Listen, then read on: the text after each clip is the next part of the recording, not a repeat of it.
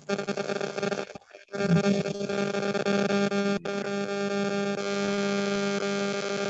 suara siapa? Saya mute dulu ya.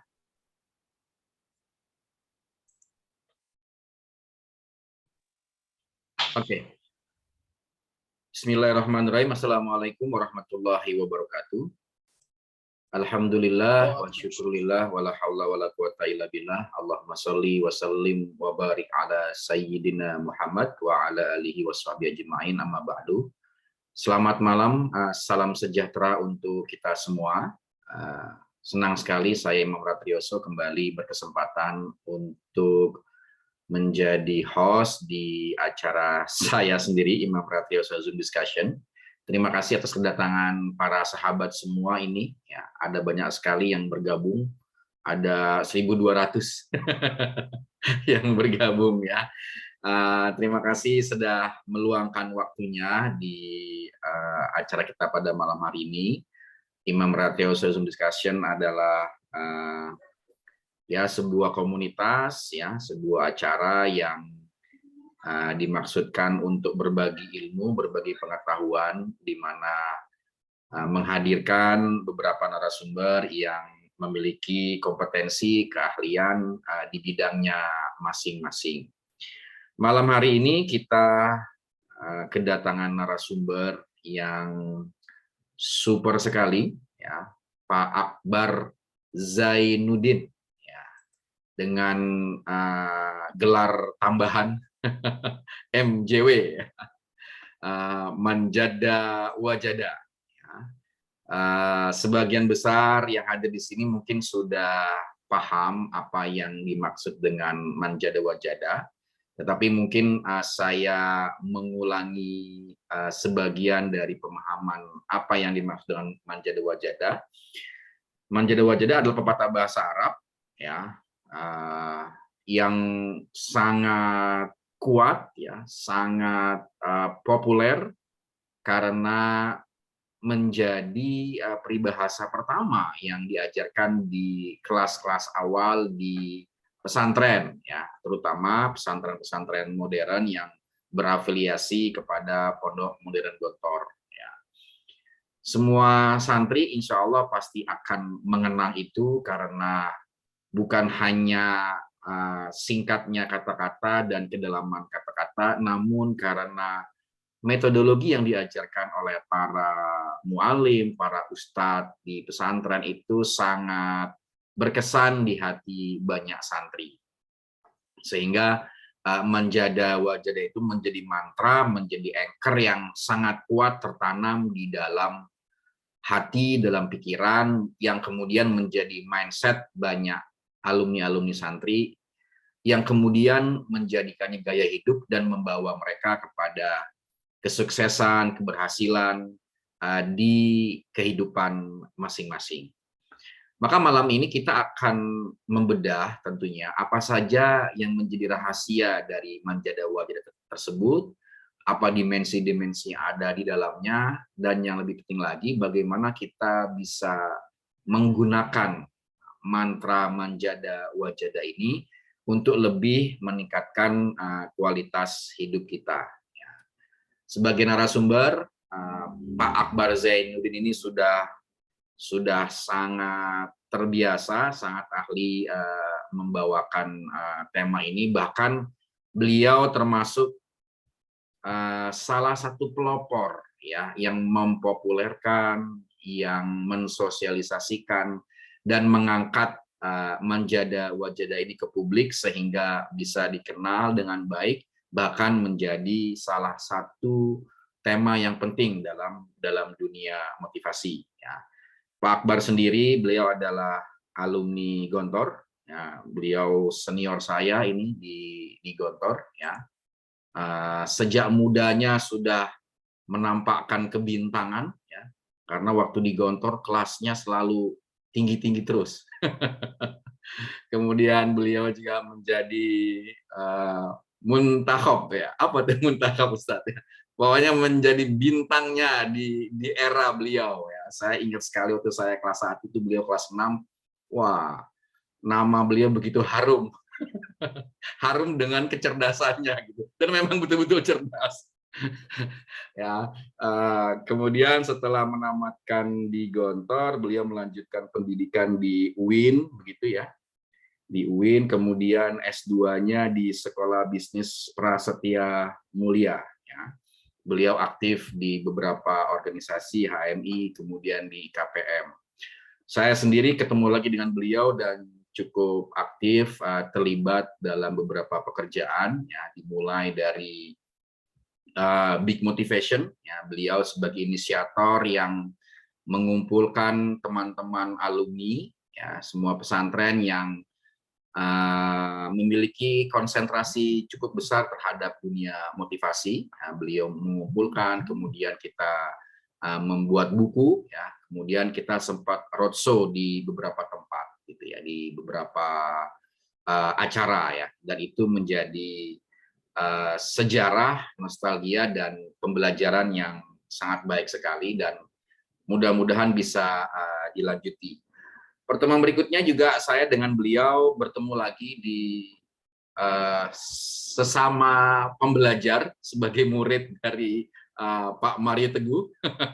Begitu, kita belajar bagaimana menjadi public speaker yang baik, bagaimana mendelivery sebuah pesan, ya, dan Pak Akbar termasuk salah satu yang menjadi tokohnya bersama dalam pembelajaran dengan Pak Mari tersebut.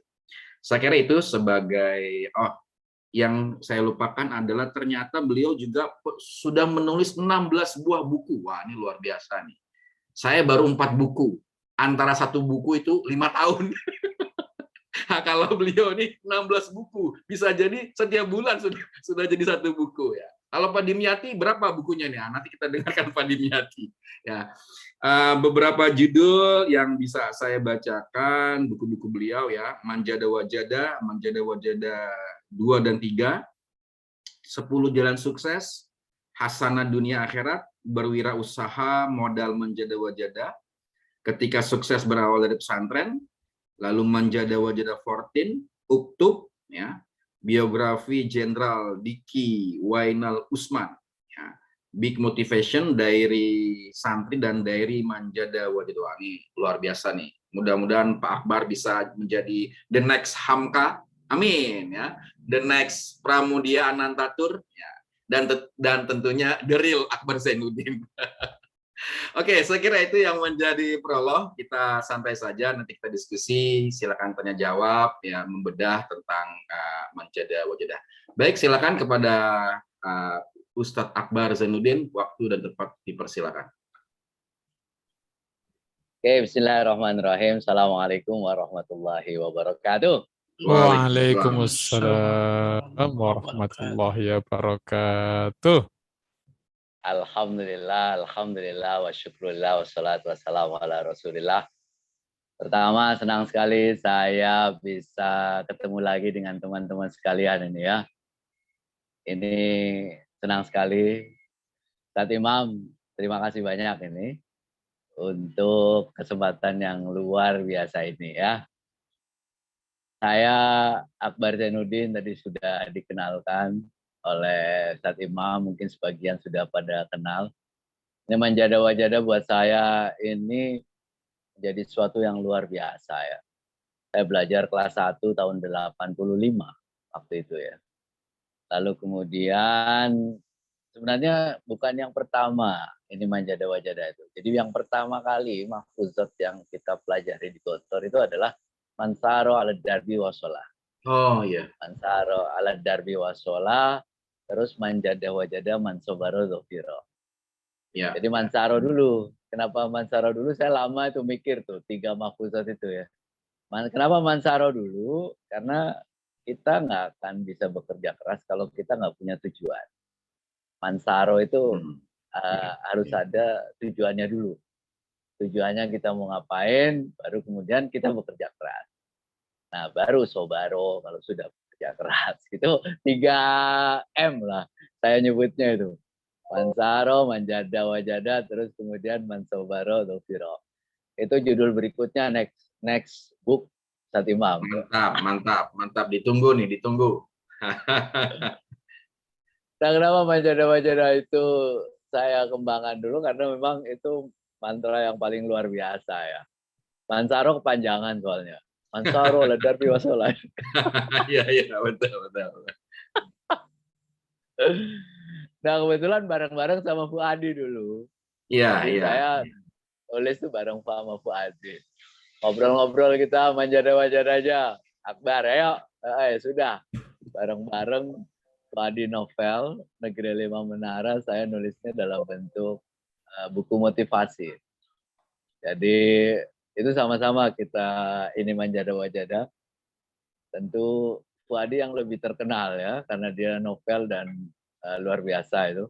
Ya, Jadi difilmkan difilmkan. tentang Manjada Wajada ini. Ya saya ngikut aja lah.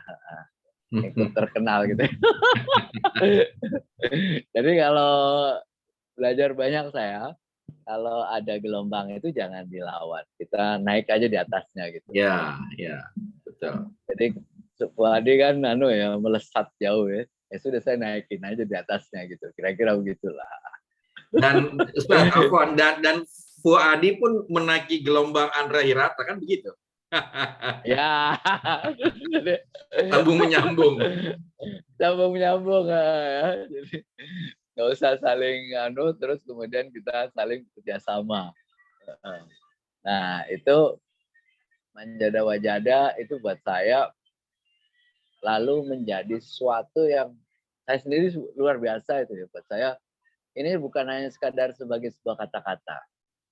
Karena Manjada Wajada ini pertama saya jadi buku nih. Jadi buku kan. Jadi buku terus kemudian setelah jadi buku itu saya belajar dari ISQ itu. ISQ itu kan pertama kali dari buku juga. Ya. Pelatihannya itu mulainya. Nah dari buku itu jadi modul. Maka Manjada Wajada itu saya jadikan sebagai sebuah modul buku. Modul buku, modul untuk pelatihan motivasi. Modul untuk pelatihan motivasi, jadilah kemudian pelatihan motivasi Manjada Wajada.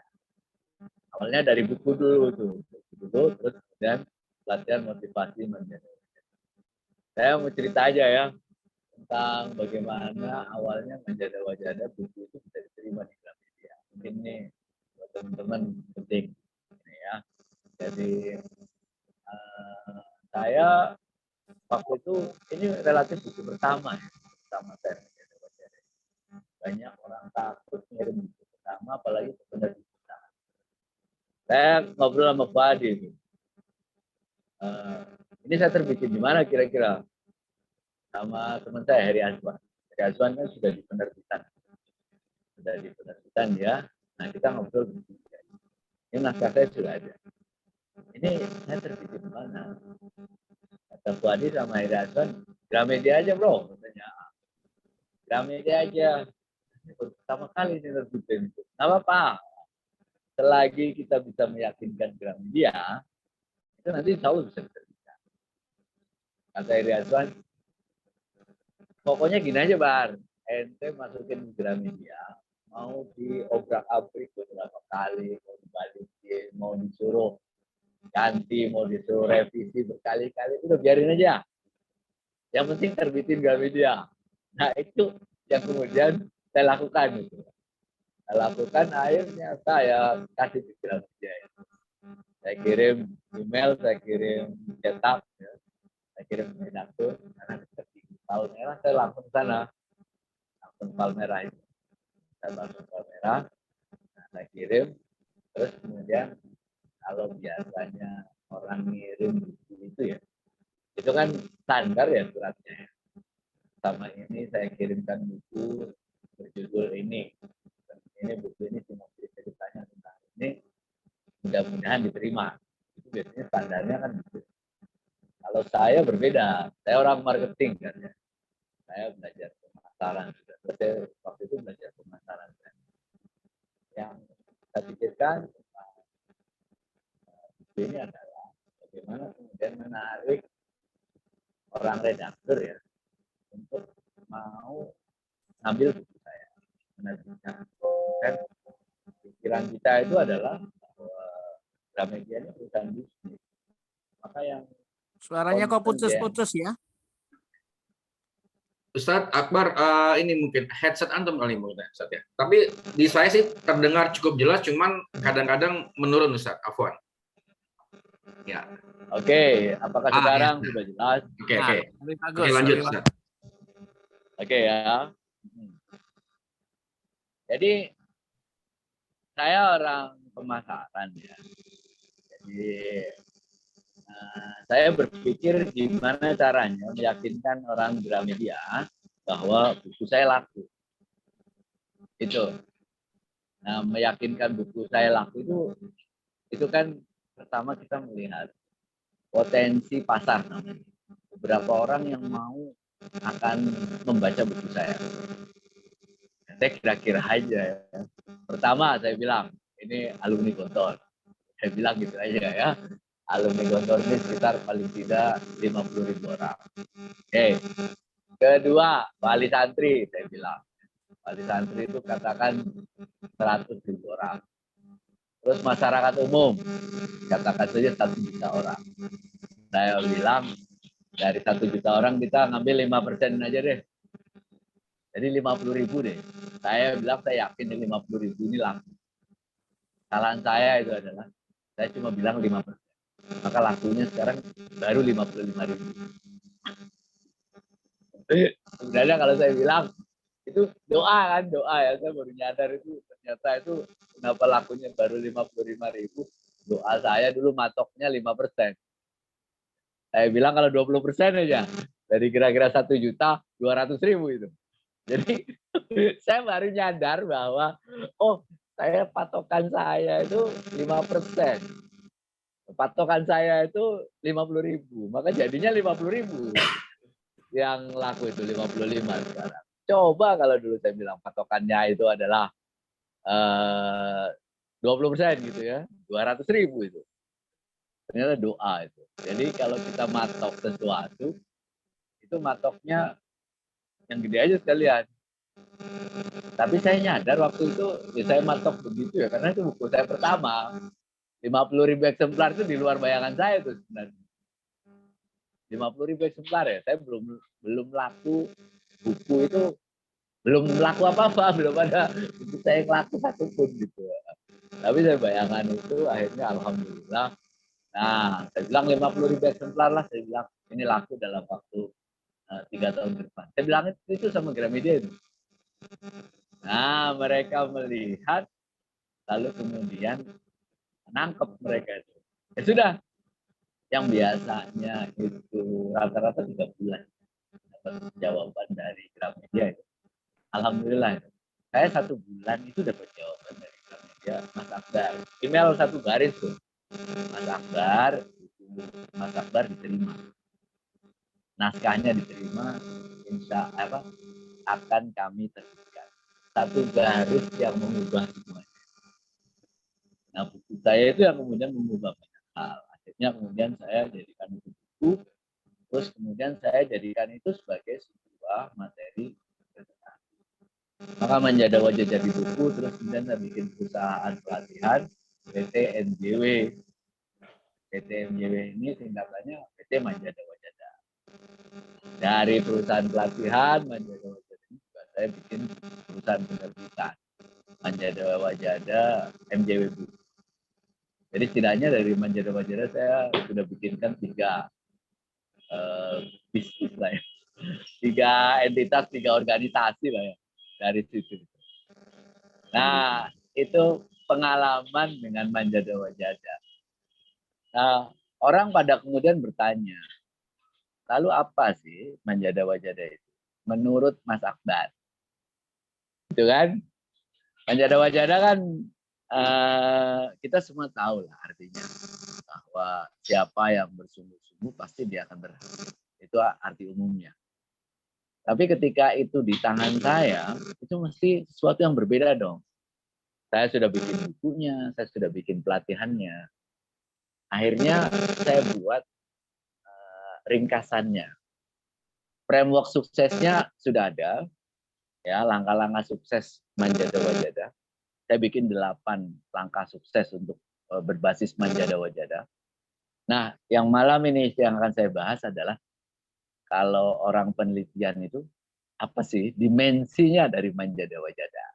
Nah, dimensi dari Manjada Wajada. Nah, saya bangun 4 dimensi itu.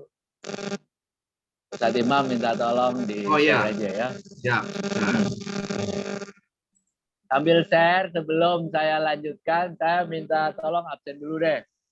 Yang hadir dari mana saja, silakan di chat ya. Alumni tahun berapa biar saya tahu. Kalau yang alumni Gontor, kalau nggak alumni Gontor, yang dari umum nggak apa-apa. Nama, kota, hadir atau dari mana. Yuk, saya tunggu 1 menit, silakan. Biar kita ada interaksi. Ya, ya, saya pengen lihat chat. Silakan ditulis di chat nama terus kota dari mana saja.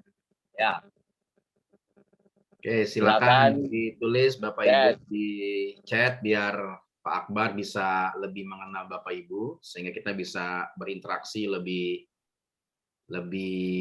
tajam lagi.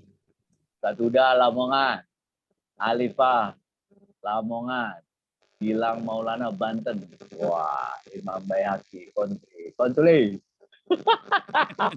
Ibu Mori ini dosen psikologi Pak Akbar. Wih, Ya, ini doktor Ibu ini. Alifah. Ya, Ibu Mori. Terima kasih, terima kasih. Ya. Saya pengen diskusi banyak deh dengan teman-teman psikolog ini. Pak Kris Bandar Lampung, biar lebih tajam tentang motivasi saya nih, materinya nih. Manjada Wajada. Pak Dimyati Farani, alumni Libya, sama-sama murid Maria. Oke, Pak Mario ya, aktivis hipnoterapi, bagus sekali. Masih Pak Dim masih aktif nggak hipnoterapinya? Masih besok hari Minggu saya pelatihan hypnoteaching di LDNO. Wah, mantap. Waduh, bagus Beliau sekali. juga ini Ustadz Mantap. wali santri beliau Ustadz. Anak-anak Oh, beliau alhamdulillah. di Gontor juga. Ya. Oke, ya. Pak Mustafa Kosim, 95 Aceh. Oke. Ya, saya sudah dapat ininya. Jadi ini mohon maaf, saya akan banyak ambil dari Al-Quran. Mohon kalau misalnya ada yang dari agama non-Islam, mohon dimaklumi ya. Tapi suaranya Afan, Putus suaranya lagi. nguk gitu, Zat. Jadi di telinga tuh kayak mengganggu. Kenapa ya? Oh, kenapa ya? Nguk gitu ya. Sepertinya headsetnya nih biasanya begitu kalau yang pakai headset. Atau didekatkan aja Ustadz speakernya itu Ustadz. Apakah sekarang sudah? Oke, sudah. Hada Ahsan. Ya, oke. Oh, balik lagi, Zat. Balik lagi suaranya. Suara nguk gitu. Oh, apakah sebentar. Tadi Mam, Ya. apa minta tolong coba di mute semuanya dulu. Biar Oh ya. coba apakah di saya atau di tempat lain. Biar kita cek. Sudah semuanya di mute Ustadz. Oke, sekarang coba masih ada suaranya mute gitu nggak? Kalau masih ada, Mas Ustadz. Hah?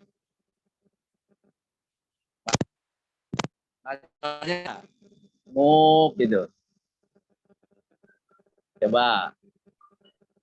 Tolong di chat apakah suaranya sudah oke atau masih ada move gitu.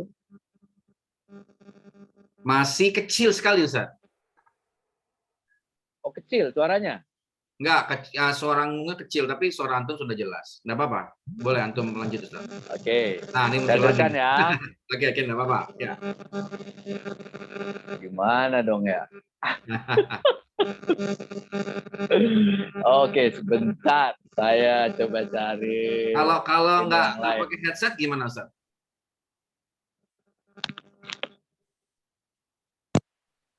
Ini gimana? Nah, tinggal volumenya diperbesar. Ini lebih baik nggak pakai handset, Ustaz? Nggak pakai headset, Ustaz. Nggak usah pakai. Ya, ini suaranya jelas dan tanpa nguk sama sekali. Lebih jelas. Oke, berarti nggak usah pakai headset. Gitu aja ya. Ya, jelas kok. Oke. Jadi 4 dimensi manjada wajada. Oke, baik. Jadi saya ini nanya ke banyak orang ya, manjada wajada ini apa saja sih? Terus berdasarkan juga pengalaman saya, terus kemudian tulisan-tulisan saya. Nah, saya nanya ke banyak orang nih, terus kemudian saya simpulkan jadi 4. Yang pertama itu adalah next tadi Mam. Kita bahas yang pertama ya. Next tadi Mam. 4 dimensi manjada wajada. Yang pertama adalah, nah ini dia. Dimensi yang pertama itu adalah keyakinan akan impian. Jadi manjada wajada itu yakin dan percaya bahwa kita punya impian besar itu akan bisa kita dapatkan impian itu ya. Kalau kita serius dan sungguh-sungguh. Dan kalau kita, nah ini dia, saya dapat dari Pak Din Samsudin ini. Saya dikasih tahu. Ini saya kasih ayat yang, ini ayat motivator katanya. Az-Zariyat ayat 23. Jadi ketika Pak Din membangun Dea Malela ya, Pondok Modern Internasional. Pesantren modern internasional Dea Malela di Sumbawa. Itu yang dilakukan Pak Din itu adalah menggambar dulu. Walaupun belum ada bentuknya, belum ada apa-apanya, yang dilakukan Pak Din adalah menggambar maketnya. Menggambar maketnya, terus kemudian ini akan menjadi seperti ini akan menjadi seperti ini akan menjadi seperti ini. Nah, yang selanjutnya akan dibikin itu adalah Universitas Dea Malela. Jadi Universitas Dea Malela, Pak Din tunjukkan ke saya. Nih, Mas Akbar, yang akan saya bangun di depan sana. Ada menara kembar, yang satu menara JK for leadership, menara JK for entrepreneurship, yang satu adalah menara Mahathir Muhammad for entrepreneurship. Nanti akan saya letakkan di atas gunung itu. Masih gunung sekarang itu. Nanti akan saya letakkan di atas gunung itu. Lalu kemudian di jalurnya nanti naiknya nanti naik itu di screen ada itu, di foto aja itu. Az-Zariyat ayat 23 ya. Jadi terus kemudian nanti jalannya melewati 2 menara kembar itu kayak di Menara Petronas. Mengapa saya katakan ini terus-menerus? Kata Pak Din ya, ini saya kasih ya buat Mas Akbar yang motivator. Az-Zariyat ayat 23. Ya, bahwa Rabbis sama'i wal ardi innahu lahaqqum mislama annakum tantiku. Jadi bahwa Rabbis sama'i wal ardi innahu lahaqqum mislama annakum tantiku. Ini konteksnya itu adalah konteks tentang akhirat. Tetapi bisa kita terjemahkan bahwa akan menjadi nyata apa yang selalu engkau katakan terus-menerus. Ini dahsyat sekali nih ayat ini. Akan menjadi nyata apa yang selalu engkau terus-menerus katakan. Tantikun. Tantikun itu bukan hanya sekedar berkata, tapi kemudian melogikakan, mengusahakan, ya, tantikun. Maka impian-impian kita harus besar. Impian-impian kita harus besar dan impian itu harus selalu kemudian kita katakan berulang-ulang. Ini yang saya kira menjadi menarik ya. Kita katakan berulang-ulang impian-impian kita besar sehingga terus kemudian meresap dalam diri kita, meresap dalam nadi kita. Nah, itu yang kemudian saya jadi ingat ya, pelajaran dari Pak Mario itu adalah semakin jelas impian kita, itu akan semakin mudah kita mendapatkannya. Semakin detil impian kita, semakin mudah akan mendapatkannya. Maka itu setiap tahun saya buat impian-impian baru. Jadi 33 provinsi kan, saya bilang tahun ini sebenarnya saya pengen khatam 34 provinsi. Tapi karena pandemi kemudian menjadi berubah. Tapi kelihatannya ada jalan ini. Ada kegiatan di Kementerian Koperasi yang di Papua. Mudah-mudahan jadi ini akhir November ini, sehingga saya bisa khatam 34 provinsi. Terus berikutnya ya, saya cita-cita yang paling dekat ya, yang saya selalu impikan, saya tuliskan, saya doakan itu. Pertama itu adalah jangka pendek, saya khatam 34 provinsi. Terus kemudian saya bisa nulis buku setahun itu 2. Nah, itu jangka pendek saya itu. Setahun itu 2 yang terbit ya. Nah, setelah itu kemudian, nah ini ternyata setelah keliling-keliling umur 50-an itu, ternyata ada keinginan selalu ya, bahwa ada saatnya, dari dulu tuh saya pengen sebenarnya untuk mendirikan pesantren. Tapi kelihatannya waktunya sekarang itu.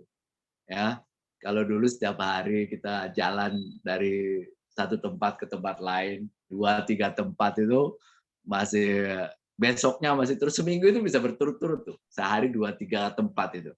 Kalau sekarang kita mulai ngerasain gitu ya. Sehari 1-2 tempat, udah bayekannya udah mulai berteriak gitu kan ya. Oh, saya bilang ini fisik mulai melemah, saya harus menemukan cara baru untuk bisa ngajarin orang seluruh Indonesia. Tapi dari satu tempat. Bersyukur saya itu kita pandemi ini. Ini pandemi ini kesyukuran besar saya karena saya menemukan bahwa oh bisa loh. Saya bisa ngajarin orang dari tempat saya. Pandemi 2 tahun ini hampir praktis itu saya nggak kemana-mana, kecuali ke beberapa tempat. Tapi tetap saya bisa ngajar, ya. Saya ngajarin orang itu ya. Saya punya workshop untuk menulis ya. Workshop menulis itu ada 2.000 orang itu, kira-kira 2 tahun ini. Saya bilang, wih banyak juga ya itu ya yang ikut workshop menulis itu 2.000 orang. Dan saya lakukan itu dari rumah, gitu dari rumah. Jadi saya menemukan gitu ya, itu hobi saya masih keliling-keliling itu, menyebarkan semangat Manjada Wajada itu masih bisa dilakukan walaupun kita dari rumah. Terus saya ketemu dengan UAS, Ustadz Abu Somad. Saya bilang, Ustadz, saya pengen diriin pondok, tapi saya pengen masih keliling-keliling. Gimana ini ya? Ustadz Akbar gitu ya, kata UAS itu ya. Kata saya dinasihati pakai ada satu kiai begini, UAS. Kalau mau diriin pondok ya sudah, jangan usah keliling-keliling lagi, kata dia. Terus saya dibilangin kata UAS gini, Ustadz Akbar, lah antum kan nggak selalu di pondok 24 jam. Antum kan punya sistem, gitu ya. Jadi kalaupun sekali-sekali harus keliling keluar kota, itu nggak apa-apa juga. Kan nggak apa-apa juga kalau misalnya itu pondok terus punya sistem, antum masih keliling nggak apa-apa juga. Nah, saya menemukan ada satu kompromi gitu ya. Ada satu kompromi bahwa oh saya bisa ini diriin pondok, saya masih keliling sekali waktu, terus kemudian saya masih bisa mengajar ke seluruh Indonesia. Akhirnya itu cita-cita yang sekarang ini tantikun itu ya. Cita-cita yang selalu kemudian saya ngomongkan sekarang. Ya Allah, saya pengen tahun depan diriin pondok. Ya Allah, tahun depan saya pengen diriin pondok. Ya Allah, tahun depan saya pengen masih bisa nulis. Terus kemudian saya bisnis satu lagi ini sekarang ya. Jadi sama Ardi Gunawan, alumni Gontor 2005. Nah, itu menemukan juga saya itu. Bahwa ya Allah, saya pengen penghasilan saya bisa puluhan juta setiap bulan sehingga saya bisa untuk kemudian menopang pondok saya nanti gitu ya. Saya pengen punya 1.000 mitra ya untuk di Ardi Ground itu jualan herbal. Saya ikut jadi mitra jualan herbal. Nah, itu yang kemudian saya itu lakukan sekarang terus-menerus tantikun. Saya ngomong ini impian saya, ya Allah, ini impian saya. Dan keyakinan saya itu yakin 100% bahwa apa yang kita omongkan terus-menerus, apa yang kita impikan, terus kemudian kita omongkan, itu akan bisa menjadi kenyataan. Itu materi pertama. Sekarang silakan teman-teman tuliskan ya. Kalau saya sudah ngomong tadi impian saya, sekarang tuliskan impian rekan-rekan sekalian. Ya, impian apa tahun depan mau ngapain? Silakan ya, biar saya nggak ngomong sendiri. Tuliskan impian rekan-rekan sekalian, terus itu dicatat, terus doakan setiap saat, itu di setiap sholat teman-teman sekalian. Oke, silakan. Saya tunggu di chat. Ya. Nama terus impian saya apa? Oke. Mantap ini, motivator sekelas Pak M dan memiliki pesantren. Wah. Amin, aminnya panjang sekali nih, amin. Amin, Pak Dim. kabul. Amin, amin, amin, amin.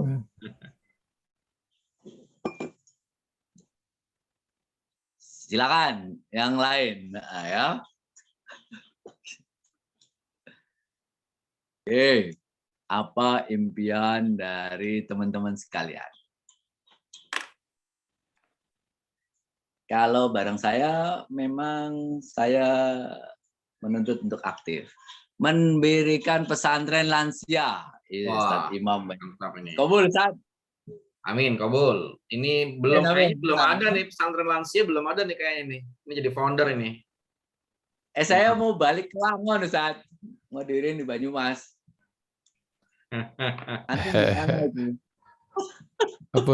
Kabul. Saya pengennya balik ke Wangon, ke Banyumas. Banyumas Jawa Tengah aja. Jawa Tengah ya. Santren ala Gontor, terus kemudian kekhususannya dalam 2 bidang. Ya, pertama literasi. Jadi saya pengen santri-santri itu bisa nulis. Yang kedua adalah public speaking. Ya, santri-santrinya bisa ngomong. 2 itu Pak. Jadi literasi dan public speaking. Impian ingin bisa membimbing siswa menjadi siswa yang berkarakter. Wah, Ya, bagus. Bu Alifah ini guru BK, Ustaz. Ya. Oh, oke ya. Guru BK. Bagus sekali ya. Ingin punya bisnis di luar penghasilan saat ini. Oke. Pak siapa ini? Ibu Mori Furkoniati. Pak Hasanuddin ya. Ya. Ya, bisnis bareng saya aja. Pak Herudin ya, Pak Herudin bisnis. Ibu Mori bisa membaca Al-Quran dengan tanda mahrot sesuai. Oke. Anak saya di usianya nanti kan bisa langsung mengajarkan sendiri, menulis buku dan penelitian, naik haji, belikan orang tua rumah. Amin ya Allah. Amin. Insya Allah. Ini energi positifnya luar biasa ini. Di sini semuanya mendoakan. Ya, Mas Gilang, impian terdekat lulus kuliah dan memulai gerakan anak-anak maghrib mengaji di Masjid Komplek. Menjadi sentral percontohan untuk dikembangkan di komplek lainnya. Amin. Ya, Amin. bagus sekali nih. Gerakan maghrib mengaji. Oke, 1-2 orang lagi saya tunggu. Silakan, impian apa? Ya. Karena saya sering kali itu kan kita ditanya pas anak-anak, kamu cita-citamu jadi apa? Tapi kadang-kadang kalau udah dewasa ini lupa. Kita nggak nuliskan impian kita. Padahal saya sangat percaya ya. Apalagi sudah ada dalilnya di Quran itu tadi itu. Bahwa impian itu tidak bisa kemudian hanya pada level kita itu keinginan. Terus tapi penting untuk impian itu ditulis, terus dikatakan setiap hari, setiap saat, terus menerus. Innahu lahaqqum mislama annakum tantiqun. Akan menjadi kenyataan apa yang selalu kemudian kita omongkan. Baik, terima kasih. Itu yang pertama, yakin akan impian kita. Oke, kita yang kedua. Silakan, Satimam. Oke, bentar. Nah, ini dia. Kerja keras. Saya selalu ingat ya, pas di Gontor itu ya, itu tulisan gede benar itu di aula. Itu di belakang, di bagian paling belakang, di sisi sebelah kanan, di pojok. Ya, saya ingat sekali. Nggak tahu sekarang posisinya udah diubah atau belum ya. Tapi yang jelas saya ingat adalah di bagian belakang, posisinya sebelah pojok sebelah kanan. Itu adalah i'malu fauqoma amilu. Itu sebuah kata-kata, saya nggak tahu itu kayaknya pepatah Arab itu. Pepatah Arab, i'malu fauqoma amilu. Bekerjalah ya lebih baik, lebih hebat, lebih dahsyat dibandingkan dengan apa yang sudah dikerjakan oleh para pendahulu kita. Itu meresap benar itu ya. Jadi kalau di sana itu ya, itu kita diajarkan itu setiap kita kumpul lihat itu kata-kata itu kan. Setiap kita kumpul kita lihat, kita resapi pas pada saatnya ya. Pada saatnya kita itu mendapatkan amanah, mendapatkan tanggung jawab, sekecil apapun tanggung jawab itu, nah itu kemudian melekat dalam diri kita. Jadi melekat dalam diri kita, selalu kemudian bekerjalah lebih baik dari para pendahulu kamu. Maka di situ kemudian kita digembleng luar biasa untuk tidak bekerja asal-asalan. Ya, untuk tidak bekerja asal-asalan, untuk bekerja itu kalau saya sebut kerja keras itu adalah totalitas dalam bekerja. Nggak pernah kita main-main itu. Nggak pernah kita main-main. Pengalaman saya di pondok itu dulu, saya ngurusi sound system. Saya ngurusi sound system di pondok. Itu tidak boleh salah. Ya. Jadi nggak boleh ada suara dikit aja itu. Itu nggak boleh. Kalau ada suara dikit aja itu pasti kemudian itu saya dapat sanksi yang luar biasa hebat. Ya. Nah, itu ternyata ya, itu sampai sekarang ya, hal-hal bahwa kita harus mengerjakan sesuatu itu detail, mengerjakan sesuatu itu total, mengerjakan sesuatu itu korek, mengerjakan sesuatu itu sempurna. Nggak boleh salah tuh. Nah, itu sampai sekarang itu melekat dalam diri saya. Jadi kalau saya kan ngomong ya, public speaker itu ya. Jadi kalau public speaker saya itu, kalau saya ke mana, pasti saya harus gladi resik dulu. Memastikan bahwa sound-nya semuanya bagus. Memastikan posisi duduk orangnya pas. Memastikan nanti proyektor jalan, memastikan laptop bisa kompatibel, suaranya bisa keluar. Nah, totalitas itulah yang akan membuat kita berhasil. Nah, kerja keras itu seperti apa? Saya sederhana sih. Kalau kerja keras itu, adalah kita itu bagaimana caranya itu bisa bekerja lebih keras daripada orang lain. Yang kedua itu adalah lebih produktif dari orang lain. Jadi bagaimana dalam waktu yang sama kita bekerja itu sangat keras, tapi adalah juga lebih produktif daripada orang lain. Kita sama-sama menghabiskan waktu 8 jam, tapi produktivitas kita harus berkali-kali lipat dibandingkan dengan orang banyak. Nah, itulah yang kerja keras itu kemudian disebut sebagai kerja cerdas. Bagi saya kerja cerdas itu adalah makna lanjutan dari kerja keras. Nggak mungkin kerja cerdas tanpa kerja keras. Ya, kerja cerdas itu selalu mesti ada kerja keras.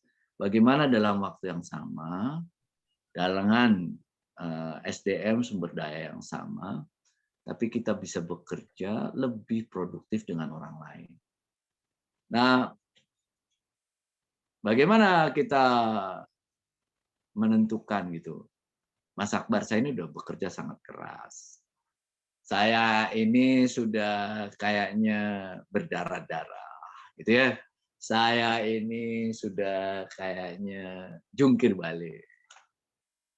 Kok belum menghasilkan? Nah, itu yang sering banget ditanyakan ke saya. Saya bilang, oke, sudah sekeras apakah Bapak bekerja? Sudah sekeras apakah Ibu bekerja? Sekarang kita coba hitung deh. Biasanya saya audit waktu itu. Setiap hari kantor berapa lama? Terus di kantor ngapain aja? Setelah itu berapa lama digunakan untuk hal-hal yang produktif? Berapa lama waktu kita digunakan untuk bermain-main? Jadi seringkali ini yang terjadi pada banyak orang. Seringkali kita ini sibuk, tetapi asal sibuk. Seringkali kita ini sibuk, tetapi sibuk yang tidak produktif. Ya, sibuk yang tidak produktif itulah yang menyebabkan kita ini seakan-akan kita bekerja keras, seakan-akan kita tidak punya waktu, tapi sebetulnya kita belum bekerja apa-apa. Maka di sini saya selalu ingat kata Pak Kiai itu ya, setiap 5 tahun sekarang coba lihat dirimu sudah berprestasi apa. Setiap 5 tahun. Coba lihat ukur dirimu sudah berprestasi apa. Kalau setiap 5 tahun kamu belum berprestasi apa-apa, berarti kamu tidur. Atau kamu kurang bekerja keras. Jadi, saya selalu ingat tuh, kalau setiap 5 tahun gitu ya, kamu belum berprestasi apa-apa, berarti kamu tidur atau kamu kurang bekerja keras. Dan ini saya banyak ayat-ayat tentang kerja keras ini di dalam Al-Quran. Saya sitir salah satunya ya. Wa qul i'malu fasayarallahu amalakum wa rasuluhu wal mu'minun. Ya. Maka bekerjalah kamu, nanti Allah akan melihat. Allah itu tidak tidur. Terus Rasul juga akan melihat dan orang-orang itu juga akan melihat. Jadi kalau kita bekerja keras, sudah bekerja keras saja. Konsisten dan disiplin. Jadi disiplin, kata Pak Mario itu kan ibunya kualitas. Dia konsisten dan disiplin sehingga bekerja keras saja. Nanti kalau kita sudah bekerja keras, biarlah, kalau bahasa agama kita itu tawakal. Ada porsi kita, porsi kerja keras, tawakal itu porsi Tuhan. Jadi jangan ngambil porsi Tuhan. Pengennya kita hasilnya langsung ada. Itu nggak bisa itu. Porsi kita itu bekerja keras. Hasilnya biarlah Allah yang menentukan. Karena Allah Maha Tahu yang terbaik buat kita. Kita, tugas kita adalah bekerja sekeras-kerasnya. Sampai batas waktu memungkinkan. Kalau di pondok itu ada juga kan, ditempel itu. Ya, even the best can be improved. Jadi jangan puas kalau kita sudah mencapai sesuatu, karena yang terbaik sekalipun masih bisa diperbaiki lagi. Begitulah untuk yang kedua, dimensi kedua dari Manjada Wajada, yaitu kerja keras. Oke, next, Tadi Mam. Ya, saya langsung selesaikan aja ya 5 menit ke depan. Habis itu kalau mau ngobrol boleh. Yang ketiga itu adalah istiqomah tahan banting. Istiqomah tahan banting itu artinya adalah kalau kita sudah punya impian, Manjada Wajada itu punya impian, lalu kemudian setelah punya impian kita bekerja keras, itu adalah apa yang terjadi kalau kita dapat tantangan, rintangan gitu ya. Ada tantangan yang di depan kita, ada rintangan yang di depan kita. Terus kita bagaimana menghadapi tantangan dan rintangan itu? Kalau kita menyerah, berarti selesai kita. Tapi sebaliknya kalau kita istiqomah, tahan banting, itu insya Allah setiap tantangan itu akan menjadikan kita hebat. Jadi kan ada satu ayat lain yang sering kita dengarkan itu ya, bahwa Tuhan itu tidak akan memberi beban kecuali sebatas kemampuan kita. Saya memaknai beban di sini itu adalah bahwa kita itu bisa terus-menerus ya meningkatkan beban yang bisa kita pikul, meningkatkan beban tanggung jawab yang bisa kita pikul kalau kita melatih terus. Jadi sekarang ini tanggung jawab kita, misalnya kita punya tanggung jawab di tingkat RT. Terus kalau kita kemudian memikul belajar dengan serius tentang bagaimana memimpin, maka kita bisa memimpin di tingkat RW.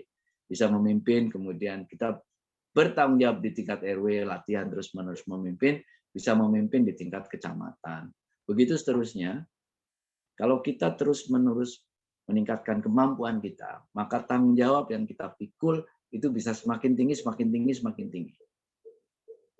Kalau kita istiqomah, ya istiqomah itu fokus, istiqomah itu tahan banting, itu ya, istiqomah itu lurus, ya kita jatuh bangun terus saja, jatuh bangun terus, jatuh bangun terus begitu, bangun lagi, bangun lagi, bangun lagi. Saya yakin kok beban yang kita pikul akan semakin besar. Tanggung jawab kita semakin besar, yang itu artinya apa? Bahwa pengaruh kita itu akan semakin bisa meluas, dan yang paling penting setelah pengaruh kita bisa meluas itu adalah kebaikan yang bisa kita berikan bisa lebih banyak. Saya sangat terinspirasi ya dengan pendiri Astra itu. Dia bilang gini nih, pas 60 tahun Astra, saya 60 tahun, itu baru bisa menghidupi 60.000 karyawan. 60 tahun membangun Astra ini baru bisa menghidupi 60.000 karyawan. Tapi Gojek gitu ya, Nadiem waktu itu ya, dalam usia 2 tahun, bayangkan 2 tahun, bisa menghidupi 200.000 karyawan, mitra. Jadi ketika pengaruh kita besar, maka kita bisa memberi manfaat yang lebih besar buat orang banyak. Karena itu niat kita meningkatkan kualitas diri kita, meningkatkan kualitas jaringan kita, meningkatkan kualitas hubungan kita dengan banyak orang, network kita. Itu bukan untuk diri sendiri, tapi niat kita itu adalah untuk kebaikan yang lebih besar. Untuk bermanfaat yang lebih besar, untuk bermanfaat buat orang banyak. Sehingga istiqomah kita, itu tahan banting kita, itu bukan hanya bermanfaat buat diri sendiri, tapi itu bermanfaat buat orang banyak. Ini salah satu ayat yang saya ambilkan, itu Fusilat ayat 30. Innalladzina qalu rabbunallah tsumma istaqamu tatanazzalu alaihimul malaikah alla takhafu wa la tahzanu. Ya, wabsyiru bil jannatil lati kuntum tu'adun. Kalau kita istiqomah, kalau kita lurus, kalau kita itu ada jatuh bangun lagi itu nggak akan takut kita. Karena kita yakin semua peristiwa itu memang sudah diatur oleh Allah, kita tinggal menjalani dan tidak ada yang buruk. Semua itu adalah untuk menjadikan kita lebih hebat, menjadikan kita lebih kuat daripada sebelumnya. Dan terakhir, wow, saya udah banyak ngomong. Kebanyakan ngomong saya. Tadi, Mam. Yang terakhir itu adalah afirmasi positif. Nah, ini saya sangat terinspirasi oleh film The Three Idiots. The Three Idiots itu, kalau dia ada ragu, dia selalu bilang, all is well, all is well, all is well. Gitu ya. Saya bilang, oh iya. Karena saya sudah punya manjada wajada, kalau saya ragu, manjada wajada. Pasti bisa. Ya, kalau pagi-pagi kurang semangat, manjada-wajada pasti bisa. Kalau saya mau presentasi ke klien, ini bisa nggak ya? Bisa nggak ya? Manjada-wajada pasti bisa. Mau ngajar ya di mana-mana, manjada-wajada pasti bisa. Dan it works buat saya ya. Saya persilakan ya, Bapak Ibu kalau mau pakai itu nggak apa-apa. Jadi saat kita galau, ragu gitu ya, itu sudah manjada-wajada. Manjada-wajada. Itu afirmasi positif, itu yang langsung kemudian menggairahkan, ya, menggairahkan mood kita, menggairahkan semangat kita kerja, dan itu buat saya itu it works, itu sangat berhasil buat saya. Itu 4 hal yang saya singkat menjadi pertama itu adalah Y, yakin, K, kerja keras, terus kemudian I, istiqomah, dan A, afirmasi positif. YKIA. Ya, YKIA.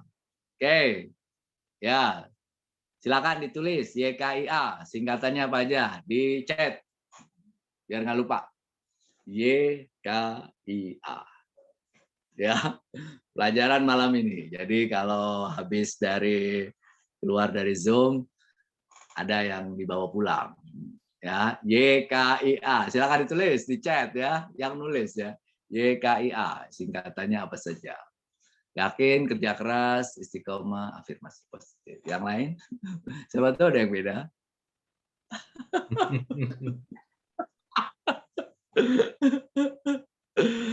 Saya serahkan ke Ustadz Imam, silakan ya. Oke, terima kasih Pak Akbar, Ustadz Akbar ya.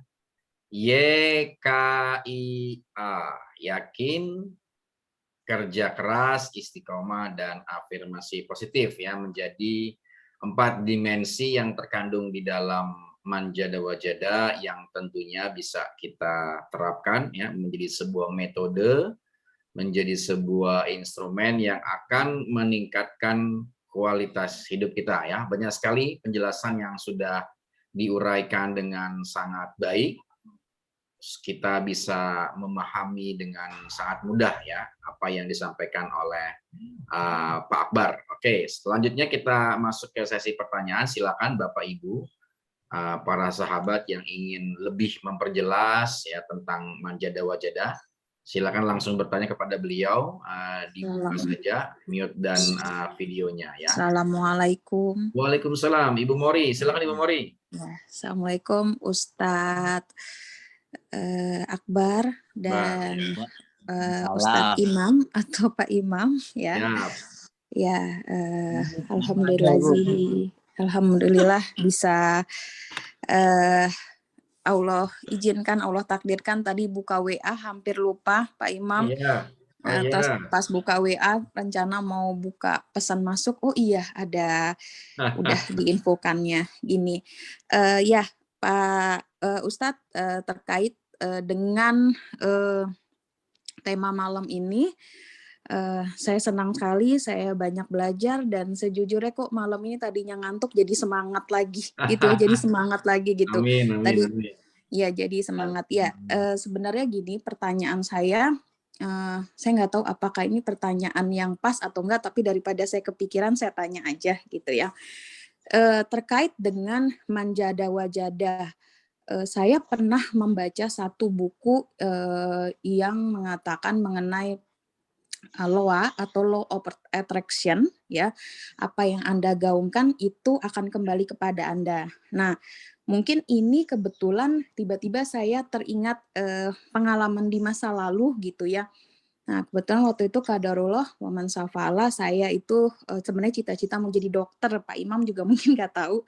Tapi karena waktu itu sulit ekonomi gitu ya, dan qadarullahnya habis kuliah itu malah harus jadi bekerja dulu, jadi menjaga toko gitu ya. Tapi waktu itu di usia 21 tahun, karena waktu itu kampus buka kelas malam gitu ya, saya beranikan diri kelas malam, dan saya waktu itu bilang ke ibu saya dengan PD-nya, saya bilang gini, Mah, apapun kuliah yang akan saya ambil, walaupun tidak jadi dokter, karena nggak cukup biaya, tapi saya akan lulus kuliah dengan secepat-cepatnya dan mendapatkan nilai tertinggi. Walaupun sebenarnya saya nggak tahu dari mana saya akan kuliah dengan biaya tinggi gitu. Kemudian saya juga merasa kemampuan otak saya tidak, tapi saya merasa tidak terlalu pintar. Tapi alhamdulillah kulihal, saya hitung tadi ternyata 8,6 tahun saya bisa selesaikan pendidikan saya sampai doktor, 3,5 tahun di S1, 2,1 tahun di S2, dan 3 tahun di S3 dengan beasiswa full.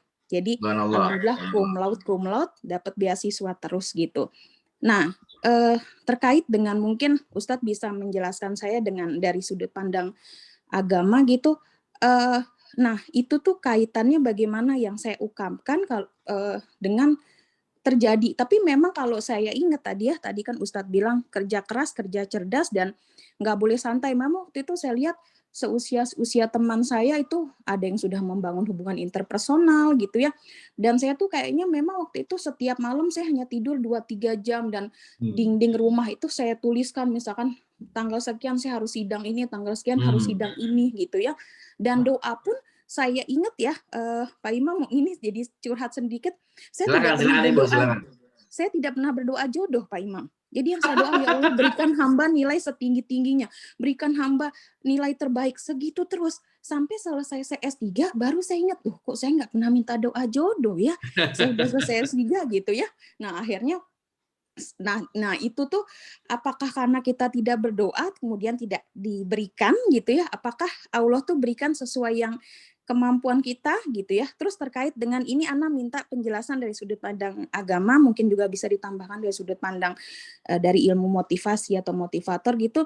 Nah kalau memang sesuatu itu sudah Allah takdirkan gitu ya, apakah kita itu sebenarnya harus tetap berjuang atau bagaimana? Karena memang mungkin pemahaman agama saya agak kurang, jadi saya minta penjelasan.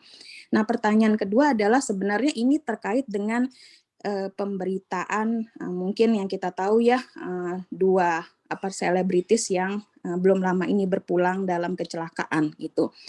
Nah, kemudian Ana perhatikan beberapa videonya itu seringkali baik pasangan satu dan pasangan yang kedua lainnya itu mengatakan bahwa wah, misalnya sesimpel kayak kalau dia meninggal, saya ikut meninggal gitu. Kalau saya nggak bisa hidup, nah tanpa dia, dan ternyata qadarullah gitu ya, takdirnya bersamaan pulangnya.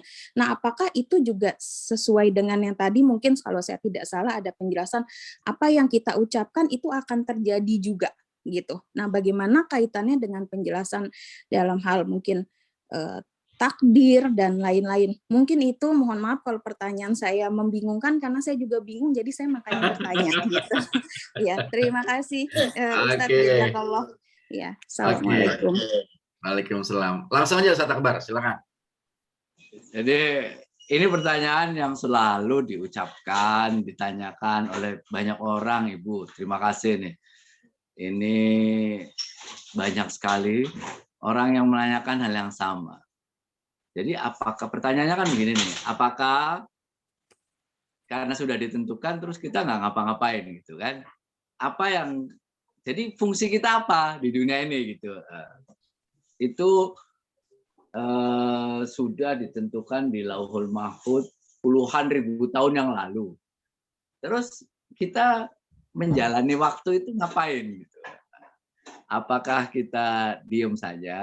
Atau kemudian kita pasrah saja karena itu sudah di jalan Tuhan yang sudah menentukan. Nah, pertama saya selalu memahami bahwa konsep dahulu dan antara kita manusia dengan Tuhan itu berbeda. Jadi Tuhan sudah tahu apa yang akan terjadi kan? Tapi kenapa kemudian kita disuruh melakukan ini? Berarti Tuhan belum tahu dong apa yang akan terjadi besok dengan saya. Itu ya. Jadi kadang-kadang orang berpikiran seperti itu. Jadi konsep waktu antara manusia dengan Tuhan itu berbeda. Yang itu pertama dulu. Yang kedua adalah kita tidak akan pernah kecuali setelah terjadi. Nah, ini dia. Jadi kita tidak akan pernah tahu bahwa ini yang digariskan oleh Tuhan kecuali yang sudah terjadi. Karena itu tugas kita itu adalah berusaha sebaik-baiknya. Berusaha sekeras-kerasnya agar apa?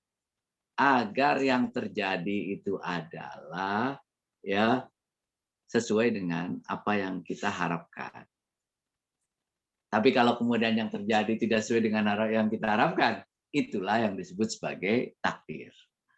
Maka tugas kita itu adalah berusaha sekeras-kerasnya, itu sebagai untuk ujian. Kita ini serius nggak sih untuk bilang bahwa kita ini sukses, kita pengen sukses, pengen berhasil, pengen jadi orang mukmin. Nah itu kita diuji apakah kita serius atau tidak, mengupayakan bahwa kita ingin menuju ke sana. Maka dari situ ya, dari situ adalah bahwa diri kita, hidup kita, tugas kita itu adalah bekerja sekeras-kerasnya. Bekerja sekeras-kerasnya, mengupayakan yang terbaik. Karena kita tidak pernah tahu takdir kita itu yang mana sampai itu terjadi. Jadi upayakan yang terbaik, ya, upayakan yang terbaik. Karena selalu dalam dunia ini ada hukum sebab dan akibat. Ada hukum sebab dan akibat, itu artinya adalah bahwa Allah itu menciptakan sesuatu ya sudah pada garisnya. Sesuatu sudah pada garisnya. Kalau kita ingin misalnya berhasil, maka mau nggak mau kita harus bekerja keras. Kalau kita ingin naik kelas, maka kita mau nggak mau harus belajar lebih keras. Itu adalah yang hukum alam. Jadi yang kita ikuti itu adalah hukum alam itu. Hukum alam itu mengharuskan kita untuk berupaya dengan sekeras-kerasnya untuk kita mencapai sesuatu. Sekeras-kerasnya kita mencapai sesuatu, dan ketika sesuatu itu sudah terjadi, itulah yang disebut takdir. Dan kita kan tidak pernah tahu ya, takdir itu apakah buruk atau baik menurut kita. Tapi yang penting adalah kita sudah berusaha dengan semaksimal mungkin. Dan kita percaya sepenuhnya kalau kita sudah berusaha semaksimal mungkin, yang hasil yang kita dapatkan itulah yang Allah berikan yang terbaik buat kita. Ya, kalau kita tidak berupaya apa-apa, maka itu akan menjadikan kita, udah jelas itu, tidak berupaya apa-apa ya tidak akan menghasilkan apa-apa. Tetapi pada saat kita mengupayakan sesuatu, hasilnya seperti apa, itu kita serahkan pada Allah. Agar apa? Agar kita itu tidak sombong kalau kita itu berhasil, dan tidak kemudian kita terpuruk kalau kita itu gagal. Jadi tugas kita di dunia ini itu adalah berupaya sekeras-kerasnya. Berupaya sekeras-kerasnya karena sesuai hukum alam bahwa kalau kita berupaya dengan keras, Allah akan memberikan hasil juga yang terbaik. Jadi kita percaya itu. Tapi kalau kemudian hasil yang kita dapatkan itu tidak sesuai dengan harapan kita, itu juga kita tidak berputus asa. Karena kita tahu Allah masih menguji kita itu. Apakah kita serius nggak gitu ya untuk mendapatkan hasil yang baik itu. Dan selalu adalah kalau kita bicara ya, ada satu bicara tentang pengharapan, bicara tentang omongan. Ada satu hadis qudsi yang selalu saya sitir ya di mana-mana itu, bahwa ana inda zonni abdi bi. Ustaz Imam mohon dibantu ditulis di chat ya. Artinya itu adalah saya itu seperti persangkaan hambaku terhadap aku. Ana inda zonni abdi bi, bahwa aku seperti persangkaan hambaku kepadaku. Kalau hambaku bilang bahwa ini adalah akan menjadi baik, maka seterusnya yang kita dapatkan itu akan menjadi baik. Namanya the law of attraction itu ya. Kalau kita berpikir buruk, maka yang terjadi adalah itu juga keburukan yang kita dapatkan. Dan itu memang benar. Kenapa itu terjadi? Karena ya, saya baru belajar tentang otak ini. Jadi saya baru belajar tentang otak ini ya. Respon kita terhadap sesuatu yang di luar itu oleh otak kemudian itu dibahasakan dan diperintahkan untuk melakukan sesuatu ke seluruh tubuh.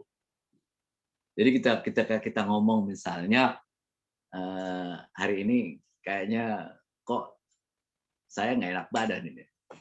Aduh, kok susah sekali hidup ini.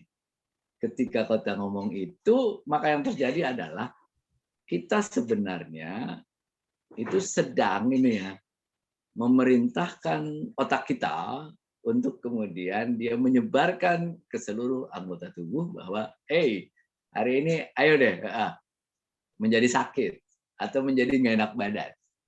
Nah itu sebenarnya ya ketika yang kita omongkan itu lari ke otak, lalu kemudian menyebarkan ke seluruh anggota badan. Ini selaras ya dengan apa yang tadi hadis qudsi itu, bahwa apa yang kita omongkan, apa yang kita pikirkan, itu ya Allah akan melakukan, Allah akan memberikan sesuai dengan apa yang kita omongkan, kita lakukan. Ini sains ketemu dengan keimanan. Ya, ada sains yang mengatakan tentang law of attraction, tapi keimanan juga mengonfirmasi itu, bahwa kita percaya ada satu hadis Nabi yang bilang bahwa saya ana inda dzanni abdi bi, itu Allah itu seperti persangkaan hamba kepada dirinya. Apa yang kita katakan itu kan artinya kita berprasangka ya kepada Allah. Prasangka bisa prasangka baik atau prasangka buruk. Ketika prasangka kita baik, maka yang terjadi otak memerintahkan untuk seluruh sendi-sendi tubuh kita untuk menerima kebaikan. Tapi ketika prasangka buruk, maka otak memerintahkan untuk seluruh sendi-sendi, seluruh kemudian jaringan saraf kita untuk menerima keburukan. Nah, itu selaras gitu ya antara yang secara ilmiah itu di neuroscience itu dengan kemudian secara spiritual itu yang ada pada hadis Nabi. Jadi memang benar itu Ibu, bahwa law of attraction itu menemukan ya di sisi agama itu menemukan pembenarannya di sana. Menemukan pembenaran bahwa Allah itu sesuai dengan persangkaan hambanya. Maka seperti orang berbicara gitu ya, sehidup semati itu ya. Itu bisa jadi itu doa. Bisa jadi itu doa. Dan doa itu ya, ketika Allah mengabulkan, hati-hati juga kita berdoa begitu ya. Ketika Allah mengabulkan, kan Allah punya banyak cara untuk menjadikan itu terjadi. Allah punya banyak cara untuk menjadikan itu terjadi. Apa yang kita katakan bisa jadi itu dikabulkan dalam jangka pendek atau jangka panjang. Maka apa yang terucap benar sekali, Ibu. Saya setuju bahwa itu adalah doa. Karena itu kan kemudian kita itu diminta untuk mengucapkan hal-hal yang baik, karena ucapan yang baik kembali kepada kita. Ucapan yang buruk itu juga sama. Kalau kita mencaci orang, itu sebenarnya kita sedang berdoa agar cacian itu kembali kepada diri kita. Kalau kita mendoakan kebaikan untuk orang lain, maka kita sedang berdoa agar kebaikan itu datang kembali kepada diri kita. Saya kira itu, Ibu. Ini luar biasa sekali pertanyaannya. Jadi bahwa benar dalam agama, law of attraction itu menemukan pembenarannya dari sisi spiritualitas. Begitu. Oke, law of attraction menemukan pembenarannya di dalam agama ya. Itu ya, Bu Mori, semoga bisa menjawab. Ini ada lagi yang sudah tidak sabar dari tadi angkat tangan ini. Ustaz Imam Bayaki, silakan. Ya. Syukron. Pertama, assalamualaikum warahmatullahi wabarakatuh. Waalaikumsalam warahmatullahi wabarakatuh. Terima kasih. Tawalah bisa wajah Kang. Oh gitu. Saya juga ngopi duluan nih. Syukron Ustaz Akbar sharingnya. Sebetulnya selama ini kita tidak pernah sharing, tidak pernah kerjasama, dan insya Allah kalau kerjasama itu kelihatannya 1+1 bukan 2, tapi bisa jadi 11. Amin. Mantap Amin. ini. Nah, yang kedua, kalau misalnya antum jadi 1, Anda jadi 0-nya, kalau Anda di depan jadi 0, 1, nggak ada nilainya. Tapi kalau antum di depan, Anda di belakang, akan jadi 10. Itu suatu kehebatan tersendiri. Jadi Anda nunggu aja ini, antum masih di depan, Anda di belakangnya. Gitu. Ya. Siap, siap. Saya pingin share menanggapi dari penanya sebelumnya gitu kan. Karena kebetulan saya menghandle atau boleh dikatakan menjadi konsultan tidak resmi jadi keluarga sakinah. Wah. Dan ini berkaitan dengan apa yang kita selalu angkatkan tangan untuk berdoa sebagai doa sabu jagat. Rabbana atina fid dunya hasanah wa fil akhirati hasanah wa qina adzabannar. Jadi saya bahasakan ini menjadi sukses. Sukses yang pertama tentu berkaitan dengan sukses di akhirat.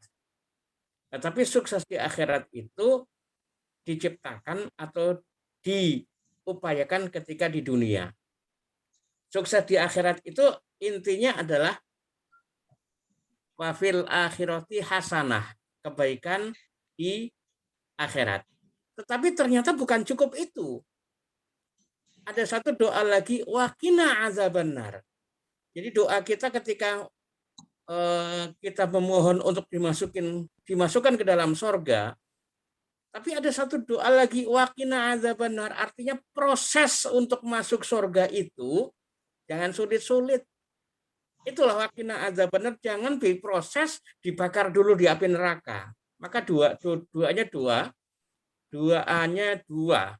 Sukses masuk surga dan keluar dari api neraka, artinya kita tidak diproses di neraka. Nah, untuk sukses ke akhirat itu dua, sukses ke dunia atau sukses di dunia ini saya gambarkan menjadi 3. Sukses belajar. Jadi Ustadz Akbar Zainuddin ini sudah hebat ini. Di kontor kelasnya B terus gitu kan, S1, S2 gitu. Jadi sudah sukses. Yang kedua, sukses berkarya, sukses berkarir. Ustadz Akbar juga sudah sukses ini, 16 buku sudah ditulis gitu kan. Yang ketiga adalah sukses berkeluarga. Nah, ini Ustadz Akbar juga begitu, alhamdulillah sudah sukses, sudah punya putra, punya putri, punya istri, wah sudah selesai. Jadi 3-tiganya adalah sukses. Nah, sekarang tinggal pertanyaan kepada Ibu, yang sudah sukses itu dari 3, itu baru 2. Sukses belajar dan sukses berkarir. Sukses berkeluarganya belum. Kenapa sukses di dunia ada 3? Ini karena diambil dari sebuah hadis, idza mata ibnu adama in qata amaluhu illa min salasin. 3 hal yang terus atau continue pahalanya, yaitu kebajikan yang mengalir terus karena kita sedekah. Sedekah berkaitan dengan materi berkaitan dengan karir kita, karena dengan karir yang baik, dengan penghasilan yang banyak, dengan uang yang banyak, kita bisa bersedekah banyak. Kemudian yang kedua, ilmu yang bermanfaat. Ilmu yang bermanfaat itu karena kita sukses belajar. Sekolahnya tinggi, ilmunya bermanfaat. Yang ketiga, waladun solihun yad'ulahu. Anak yang soleh yang mendoakan orang tuanya. Sekarang bagaimana akan memiliki waladun solihun yad'ulahu, seorang anak yang mendoakan orang tuanya kalau kita belum menikah? Nah, ini dia. Makanya ketika sisi sukses itu juga harus dibarengi. Bagaimana kita akan membarengi itu, tentu ini banyak sekali perdebatannya dan banyak kali waktu yang dibicarakan, dan insya Allah suatu saat nanti kita bicarakan panjang lebar. Tapi yang jelas bahwa ketika kita sukses berkarya, ketika kita sukses belajar dan belum sukses berkeluarga, maka sisi itu kurang lebih 40% belum berhasil. Artinya kalau kita belum memiliki keluarga, itu masih 40% kita belum berhasil. Karena apa? Banyak orang nilainya baik, karirnya bagus, belajarnya bagus, ketika sudah menjadi orang tua, sudah berumur, keluarganya berantakan. Karena keluarganya berantakan, maka ilmunya tidak bermanfaat, ya. Kemudian harta yang dikumpulkan banyak-banyak karena berantakan, maka dimakan oleh orang lain. Gitu. Artinya dimakan orang lain boleh jadi karena kita berperkara di pengadilan, yang menghabiskan dana kita adalah ngurus notaris, ngurus pengacara dan sebagainya. Kita yang banting tulang, orang yang lain yang menikmati. Dan insya Allah kita masih banyak sekali untuk membicarakan bagaimana sukses di dunia melalui 3 poin ini. Kita mungkin lain waktu bisa dikembangkan. Assalamualaikum. Syukran Ustadz Imam atas penguatannya ya. Saya mungkin menambahkan saja ya, dalam psikologi itu ada konsep yang namanya work-life balances ya. Jadi kesuksesan itu selalu berhierarki gitu ya. Kesuksesan pertama harus dilanjuti oleh kesuksesan berikutnya. Dan work-life balances itu adalah bahwa kehidupan ini kan punya ranahnya masing-masing. Ada keluarga, ada karir, ada finansial, ada sosial, ada spiritual ya. Nah, work-life balance itu adalah orang itu akan bahagia, akan berjalan seimbang kalau semua ranah-ranah kehidupan ini berjalan dengan relatif lancar begitu loh. Maka kalau tadi Ustadz Imam menyampaikan ada orang karirnya sukses tapi keluarganya berantakan. Ada orang karirnya sukses, keluarganya bagus tapi sama tetangga sering berantem. Nah, ini jadi perjuangan kita adalah kesuksesan secara paripurna ya. Di mana work-life balance itu, keseimbangan hidup itu adalah terpenuhinya semua ranah-ranah kehidupan kita. Karena apa? Karena jika ada satu saja yang terganggu, maka dia akan mengganggu roda keseimbangan hidup itu. Ya. Itu kira-kira penambahan dari perspektif psikologi Ustadz Imam dan Ustadz Akbar. Oke, selanjutnya, ini ternyata saya baru melihat ada Ustadzuna Dream Dubai ini. Aduh, ini senior saya di Konsul Jakarta ini. Karena nasi itu ismu mana dari Dream Dubai.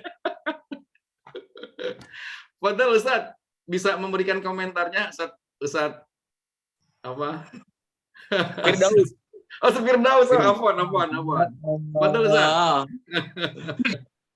Assalamualaikum. Sohibi Hamam. Waalaikumsalam. Terima kasih buat semua yang hadir di sini. Saya mohon maaf agak terlambat karena satu dan lain hal. Ini sebenarnya istri saya yang ngingetin, katanya ada acara silaturahmi online dan dipimpin oleh Ustadz Akbar. Ustadz Akbar alhamdulillah sempat juga jadi penceramah di Karang Taruna waktu itu di RT 11 tempat kami tinggal di Pondok Ranggon. Alhamdulillah. Dan Ustadz Imam juga termasuk ya sering bertemu waktu di Gontor pasti ya. Iya. Alhamdulillah semuanya bisa ketemu lagi dan saya yakin acara seperti ini sangat bermanfaat terutama buat mengisi kekosongan jiwa kita ya, yang tentunya perlu diisi dengan hal-hal yang positif. Kalau saya mengikut dari awal, apa yang menjadi topik pada malam ini sangat berbobot sekali dan sepertinya untuk teman-teman yang dari Gontor mungkin yang menjadi pemicu kesuksesan mereka itu salah satunya adalah mahfuzot. Karena di situ semua isi dari motivasi yang yang bukan main, istimewa banget. Sampai akhirnya saya juga memasukkan 2 anak saya ke Gontor. Mudah-mudahan bisa mengikuti apa yang dilakukan oleh Ustadz Akbar dan Ustadz Imam menjadi motivator buat keluarganya dan juga buat lingkungannya. Jadi saya ikutin dan perkembangan apa yang disampaikan Ustadz Akbar itu saya merasakan bagaimana kebetulan saya sempat gitu ya merantau di gurun gitu di Abu Dhabi dari tahun 97 sampai 2014. Modalnya ya modal dari bahasa aja, nggak ada keistimewaan kita berangkat ke sana. Tetapi yang saya pahami, teman-teman yang bisa berangkat keluar itu setidaknya punya 3 unsur yang tadi disebutin. Manjada wajada, kemudian juga ada kerja keras dan istiqomah. Mereka yang kerja keluar bukannya enak gitu ya, dia kerja keras, susah di negara orang, berusaha untuk mengumpulkan uang, nafkah untuk keluarga di Indonesia. Dan ternyata perjuangan itu tidak mudah. Dari pengalaman saya yang sedikit gitu ya, dengan Ustadz Akbar samalah bagian Kismul Ilam bagaimana menderitanya di situ, dan ternyata itu sebenarnya mengajarkan kita disiplin. Satu saat pernah kejadian di Gontor itu pagi-pagi waktu subuh speaker itu nggak bunyi, ya keringet dingin itu kita, Ustadz. Kebetulan yang tugas saya, dan ternyata bagian taman sedang memacul dan kabel putus nggak bilang-bilang. Luar biasa, langit seperti mau runtuh gitu.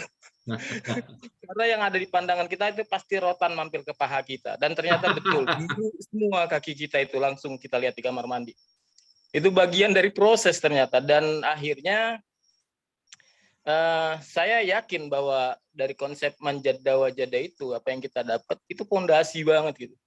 Mau apapun kerja kita, mau apapun tugas kita, kalau anak Gontor dikasih, diberikan, nggak tahu ini anak Gontor semua kan ya?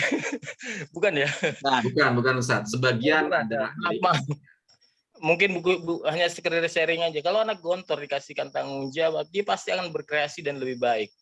Satu hal yang saya yakin itu, dan ketika saya terjun ke dunia di mana anak pesantren nggak pernah terjun, saya bisa. Dan saya bisa sekarang di posisi sudah melatih. Ketika ilmu yang nggak diajarkan di Gontor, diberikan kepercayaan kepada kita, kita istiqomah, kita kerja keras, kemudian manjada wajada, ketemu bos. Jadi saya bergerak di dunia auto detailing, dunia poles memoles. Kalau teman-teman mau lihat portofolionya ada di Dream Dubai Auto Detailing di Instagram. Itu semuanya dari awal hal yang tidak saya tahu, akhirnya saya dapat. Di luar dari persoalan agama, ya mungkin teman-teman nanti bisa menanyakan kalau soal agama ke Ustadz Akbar sama Ustadz Imam. Ada Ustadz Imam Behaki. Itu juga sempat satu rayon itu di GBS. Ya Ustadz? Ya. Betul sekali. Ya, jadi itu yang saya terapin juga. Di dunia apapun, di objek apapun, kita bisa dapat itu. Ketika kita terjun di satu satu lahan, kita harus benar-benar serius di situ, ditadalemin, dan kita harus be unique. Kalau sekarang lu kalau standar aja kita, katakanlah misalnya ngecat motor, standar aman dengan yang lain, orang nggak akan lihat kita. Makanya gimana caranya dengan 3 tadi kita menjadi person yang unik, yang orang itu remember gitu. Ketika misalkan orang terpikir, oh auto detailing yang keluar itu Google-nya nomor 1 Dream Dubai Auto Detailing misalnya. Sampai sekarang saya belum dapat, tapi akan menuju ke situ. Dan itu memicu kita gitu. Kita harus jadi seorang yang unik. Ustadz Akbar Zainuddin unik, Ustadz Imam Ratioso unik, dan Ustadz yang hadir di sini juga unik. Jadi keunikan itulah yang harus kita gali. Karena semua orang meskipun mengikuti cara yang sama, endingnya nggak bakal sama. Kita berlatih sesuatu, memasak dengan cara yang sama, hasilnya akan berbeda. Karena apa? Karena memang itu merupakan jalur benang merah yang harus kita ikuti. Standarnya begitu, tapi kita harus lebih dari yang lain, kita harus lebih unik. Itu mungkin yang dimaksud dengan kerja cerdas dan kerja keras. Jangan sampai kita itu masih aja dalam kondisi yang sama, kita harus unik.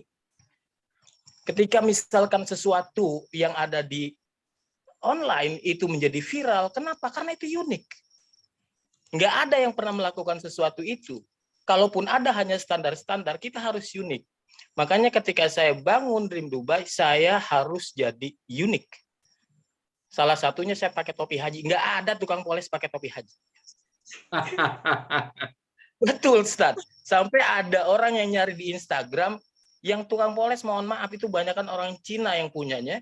sampai akhirnya dia ngelihat ada tukang poles pakai topi haji, dia langsung berangkat ke sini. Saya nggak pertimbangkan itu hasilnya gimana. Itu Tapi ada poles mobil, Ustaz. Poles mobil. Iya, nano ceramic coating namanya. Jadi ketika dia menghasilkan satu pencarian kemudian ada yang unik, itu akan terkesan. Jadi untuk teman-teman ikutin apa yang tadi disampaikan dan itu adalah fondasi. Tapi ingat satu lagi, kita harus jadi unik.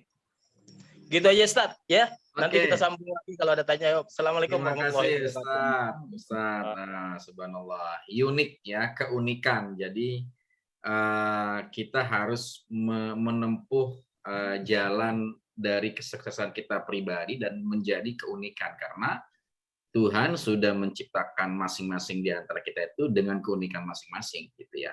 Secara ilmu motivasi, mungkin nanti Pak Akbar bisa menambahkan, kita ada metode namanya ATM, amati, tiru, modifikasi. Ya, jadi kita belajar dulu dari orang lain, kemudian dalam pengamatan itu, dalam menirukan itu, kita menemukan jalan kita masing-masing. Ya, seperti Ustaz Firdaus ini, keunikannya tukang poles pakai kopiah haji. Ya, sudah menemukan, meskipun baru dari sisi topi hajinya, ya biasanya topi haji kesannya kesan religi ya, tapi ini masuk menyasar ke segmen pasar poles mobil. Oke, terima kasih Ustaz Firdaus untuk Sama-sama. penjelasannya. Oke, silakan, masih ada yang lain para sahabat yang ingin menambahkan, mengendorse, testimoni, menguatkan dari apa yang telah disampaikan Pak Akbar tentang Manjada Wajada, ataupun bertanya lagi, silakan. Dari Ibu Kharoni mungkin, atau Ibu Hamidah, Pak Hairudin, Ibu Alifa, ada pertanyaan? Boleh nambah dikit, Ustaz? Oh, padahal Ustaz. Tadi saya sebut, saya bekerja di Abu Dhabi selama 17 tahun, kebetulan kerja di kedutaan di Abu Dhabi. Ya, alhamdulillahnya saya bisa mengenal karakter bukan hanya orang Indonesia tetapi juga orang luar. Yang memang secara umum kita itu termasuk orang-orang yang ramah banget, diomelin aja diem aja. Jadi di situ kita akan selalu merasa rendah. Nah, di sisi lain, kenapa saya keluar dari kedutaan itu? Saya pernah mengikuti seminar yang diadakan oleh apa itu yang university itu, yang Prima Agama yang punyanya. Oh, Prima Agama ya, si Pudri Chandra. Ya, Pudri Chandra. Dia ada namanya apa University Entrepreneur University. Ya, Entrepreneur University ya. Betul. Dari semua yang saya terima, ilmu-ilmu mereka yang disampaikan ke kita itu membuat diri saya berontak dan kita harus keluar dari zona nyaman. Dan saya hidup di sana sudah dalam kehidupan nyaman. Abu Dhabi, kota yang mewah, semuanya tersedia. Cuma masalahnya panas saja, nggak ada yang naik motor.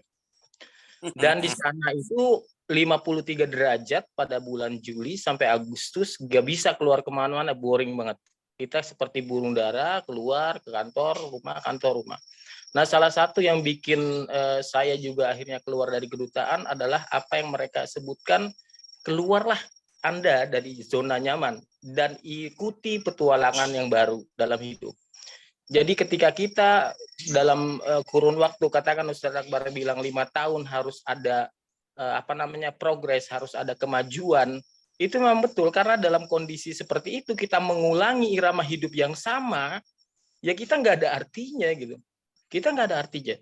Sampai akhirnya saya berpikir, saya harus keluar. Saya harus keluar dari zona nyaman dan memulai dari nol.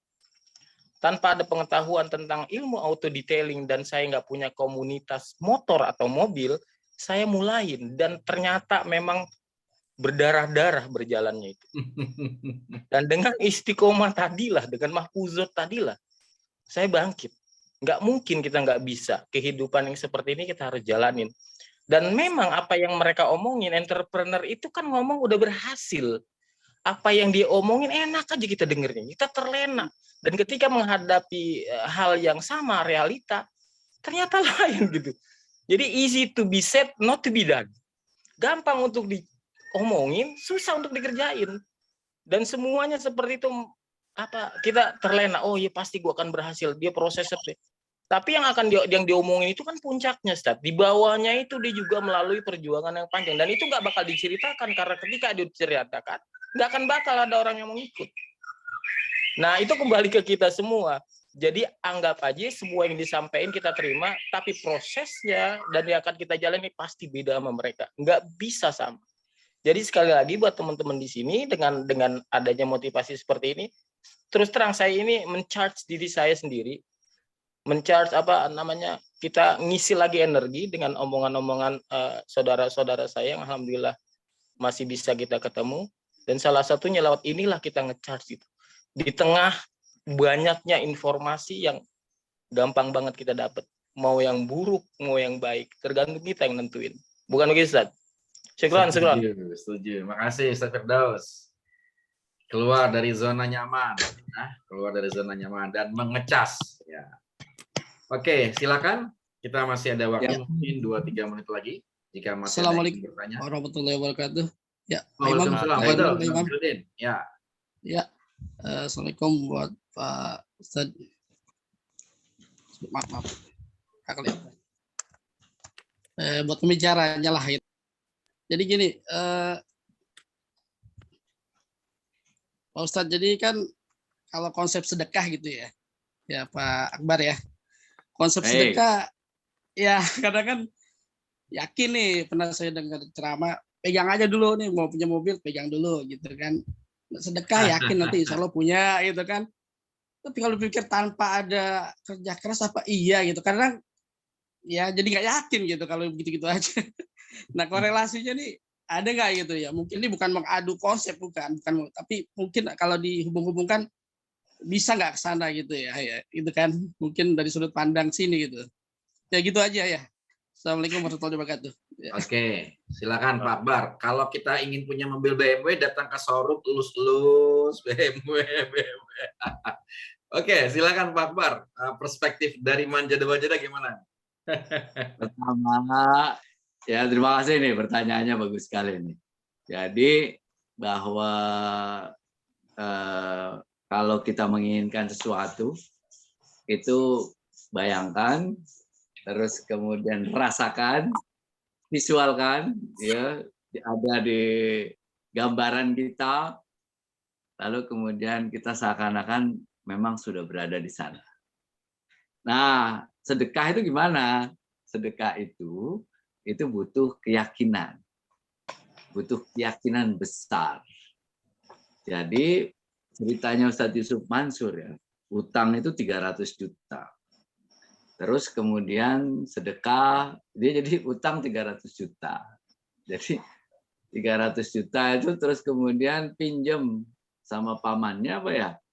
Pinjam pamannya 300 juta. Dikirain pamannya buat nyaur utang itu. Ternyata 300 juta itu berbuat disedekahkan, bukan buat nyaur utang. Ya. Jadi memang konsep sedekah ini tidak bisa dilogikakan. Konsep sedekah ini adalah konsep keimanan, percaya kepada Allah. Percaya sepenuhnya. Percaya sepenuhnya bahwa Allah akan melipat gandakan kita 700 kali lipat harta kita. Tidak perlu dilogikakan apapun logikanya deh. Ya, karena ini kalau kita bilang itu ilmu langit. Ilmu langit itu tidak ada logikanya. Logika manusia berbeda dengan logika langit. Jadi kalau saya, ini dua hal Bapak. Logika bumi adalah logika tentang kerja keras. Jadi ketika kita bisnis, ada dua nih. Saya melakukan ilmu marketing langit dan marketing bumi. Marketing buminya itu adalah produknya harus bagus, promosinya gimana caranya, terus distribusinya gimana caranya, terus bagaimana membuat produk kita, kalau tadi Ustadz Firdaus dibilang unik, sehingga orang mau datang ke kita. Yang kedua, itu dibarengi ilmu langit. Ilmu langit dan sedekah itu, sholat tahajud sama duha. Jadi kalau kita ngomong tadi otak kanan, otak kiri ya, jadi ada yang dilogikakan, ada yang memang kita percaya sepenuhnya. Jadi kalau dibilang logika itu adalah dengan marketing bumi, dengan usaha marketing, terus kemudian promosi segala macamnya, upaya kita sekeras-kerasnya, marketing langitnya itu adalah dengan sedekah, sholat duha, dan sholat tahajud. Jadi 2 hal yang saya sih lakukan semuanya. Sehingga itu kita tidak berhenti pada satu doang. Kita tidak berhenti hanya sedekah aja tanpa kemudian kita berusaha, tapi kita dua-duanya kita lakukan. Ya, kita berusaha sekeras-kerasnya, terus kemudian kita barengi dengan sedekah. Siapa tahu itu akan memperlancar usaha kita. Begitu Bapak, kalau saya ya. Ya. Bisa kita simpulkan ya, harus beriringan lah gitu ya. Ya, marketing langit dan marketing bumi, Pak Herdi. Marketing bumi, harus kombinasi. Ya, Jangan satu aja. belum bisa dua-duanya, satu aja mana dulu nih. Oh ya. Terima kasih Pak Herudin. Oh, kita kedatangan jenderal besar nih, Jenderal Fitra dari Lebanon ini. Masya Allah. Masya Allah. Terima kasih Ustaz Fitra sudah bergabung. Masih di Lebanon kah? Ustaz Fitra? Masih Ustaz, masih. Oh, Assalamualaikum. Boleh, silakan memberikan komentar tentang pengalaman Manjada Wajada Antum, bagaimana sehingga mengantarkan Antum menjadi karir di bidang militer nih, menjadi ketua pasukan perdamaian di Lebanon nih. Silakan nih, mumpung ada teman-teman masih berkumpul nih. Padahal Ustaz. Ya ada Ustaz. Silakan senior-senior aja nih Ustaz, kami dengar. Udah terlambat juga ini. Ya. Silakan lanjut. Monggo Ustaz. Oke. Silakan, ada lagi teman-teman semua. Pak Kris. Ada. Ya, silakan. Saya ya. Ya, Pak Dim, silakan Pak Dim. Oke, Assalamualaikum warahmatullahi wabarakatuh. Saya di dunia trainer dan hipnoterapi saya, jadi di dalam bahasa saya itu saya sebut dengan the power of jeplak, Ustaz Akbar. Wah. Nah, jadi dengan innaul haqqum mithla ma tantiqun, nanti saya tambahkan di materi hipnoterapi saya. Jadi, kalau dalil saya selama ini adalah the power of jeplak, apapun yang kita ucapkan itu akan selalu direspon oleh semesta. Karena apa? Sudah diucapkan. Berbeda kalau masih di dalam hati. Kalau hanya dalam hati doang, seberapapun niat Anda tidak terucapkan, tidak terucapkan itu ada 2, ya, ada 3 bahkan. Tervisualisasi melalui gerakan, tetapi cuma diem dalam hati doang, itu tidak akan direspon sama sekali, nggak ada energinya. Tetapi manakala terucapkan atau tervisualisasikan, maka otak kita akan menjadi kompas, akan mengarahkan ke sana. Dan itu serius. Apapun yang diucapkan orang, semakin sering diucapkan, semakin sering direpetisi, itu akan semakin ditangkap.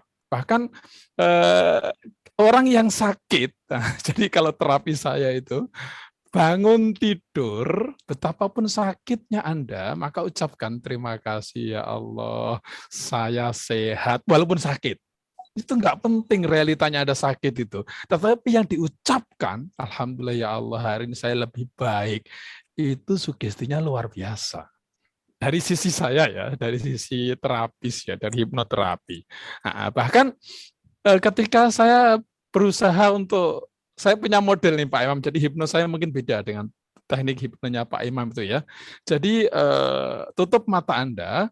Jadi nanti kalau saya suruh buka mata, Anda tidak bisa. Kalaupun Anda bisa, Anda pura-pura tidak bisa. Oh gitu ya Pak? Iya, udah pura-pura saja. Nah, pura-pura, kata-kata pura, itu 1 ya atau 2, bisakah Anda membayangkan ada lem? Ini kan langsung masuk ke dalam bawah sadar kita. Bisakah Anda membayangkan ada lem? Dan lemnya itu kemudian meluber di kedua pola mata Anda.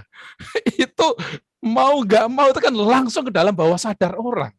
Ini kalau Pak Jenderal ini, beda kalau Pak Jenderal itu pimpinan dari Lebanon, yang diucapkan tuh pasti anak buah mau nurut.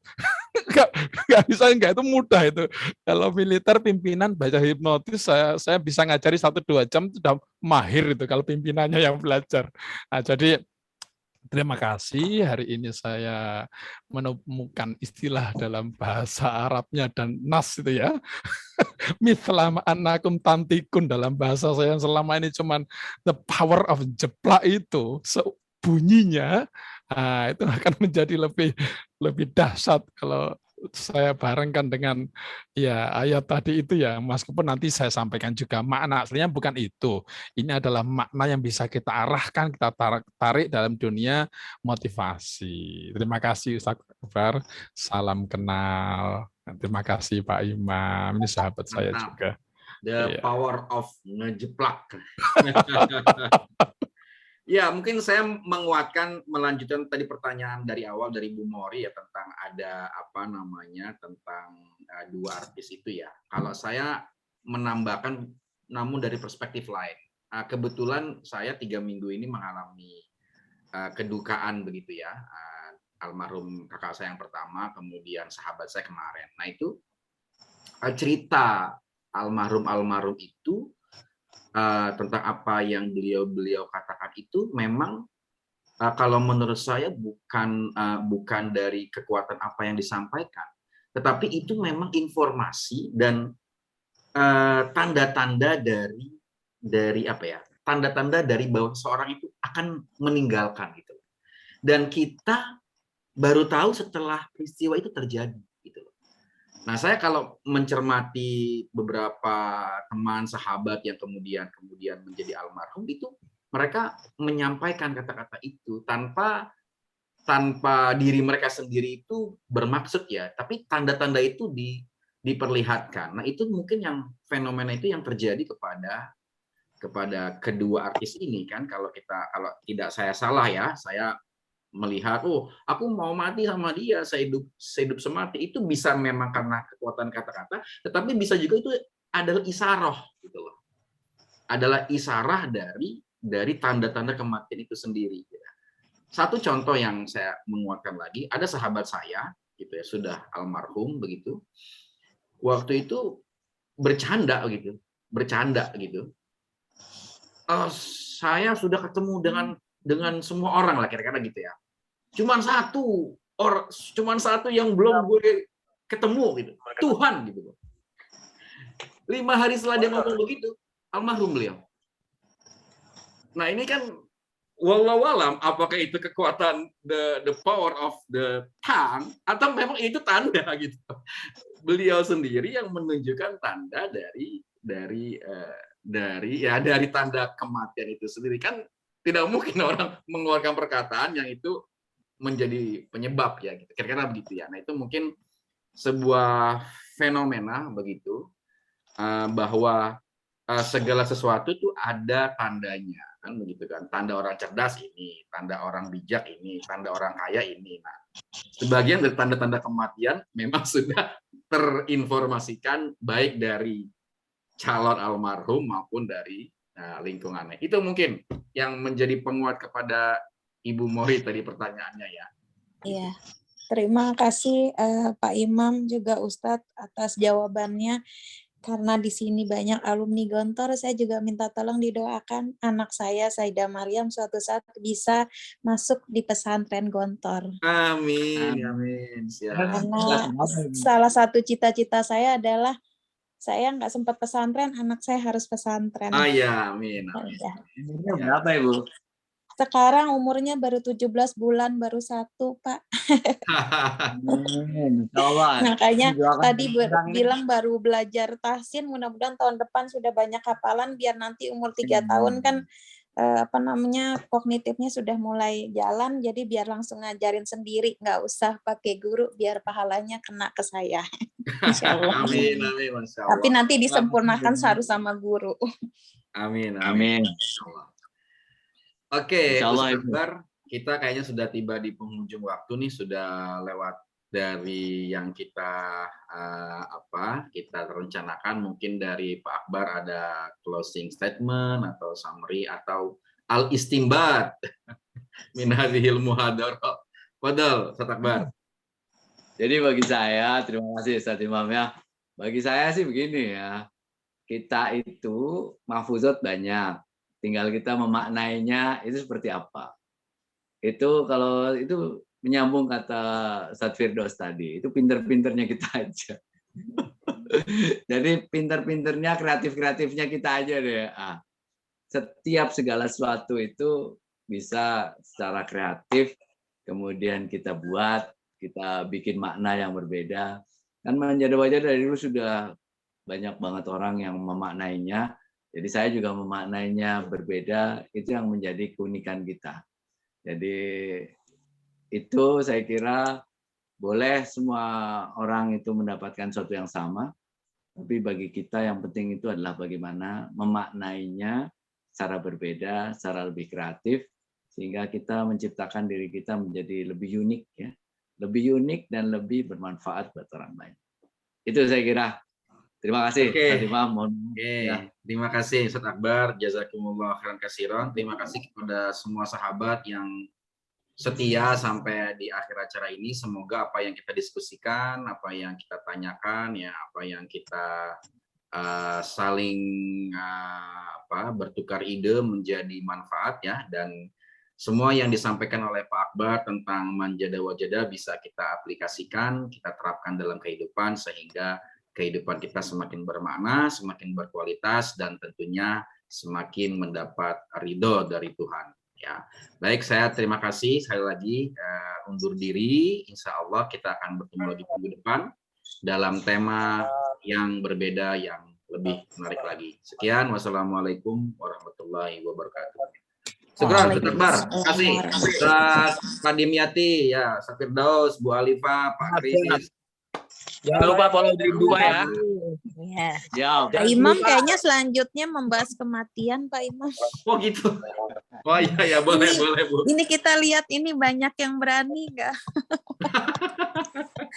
Kan harus berani ya, Ustadz Akbar ya. Iya betul. Ya. Ini Manjada Wajada berlaku nggak untuk persiapan kematian? Gimana? Oh, iya. Mungkin Pasti nanti dalam edisi buku berikutnya, Manjada Wajada itu kematian. Saya baca loh bukunya itu Manjada Wajada. Masya Allah. Baca sudah lama sekali. Bagus, menarik sekali. Alhamdulillah hari ini langsung virtual ya, bukan langsung ketemu ya. Sama aja ya. Ustaz Imam, kalau psikologi kematian itu Mas Komarudin Hidayat tuh. Ya, bagus. psikologi kematian ya. Betul. Ya. Betul. Iya, itu bukunya juga alhamdulillah udah saya baca, buku Prof. Komarudin. Alhamdulillah ya, baru baca bukunya. Tapi Mang Rektor ya, kalau bisa menghadirkan itu dahsyat tuh. Boleh nanti kapan-kapan. Yakin makin bisa afirmasi positif nih kata Ustadz Akbar. Langsung dipraktekkan ya sama Bu Morin. Oke, terima kasih semuanya. Sampai ketemu di depan. Terima kasih. Izin pamit. Assalamualaikum warahmatullahi wabarakatuh. Waalaikumsalam warahmatullahi wabarakatuh. Terima kasih semuanya. Oke. Terima kasih.